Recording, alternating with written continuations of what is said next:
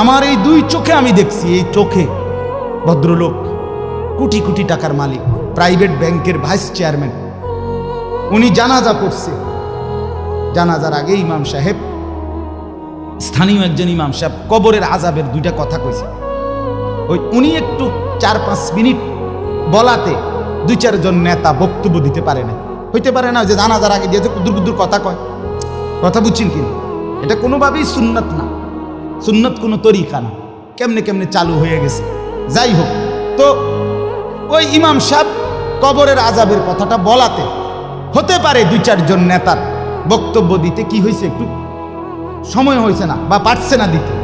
এই জায়গাটা নাহলে আরো 2 জন কুদুর কথা কইতো, ওই ভুল উচ্চারণে কইতো, আরে কুল্লু নাপছিন জায়কাতুল মউত। আপনি এতটি জানাজা পড়েন, আপনি দূরে এই লাইনটাও ঠিক করতে পারলেন না। এই কথাটা কমপক্ষে ঠিক করতেন যে আমি যেহেতু প্রায় জানাজা ফরন লাগে, হ্যাঁ এটা তো কদ্দূর ঠিক করিনি, এইটাও করতে পারেন।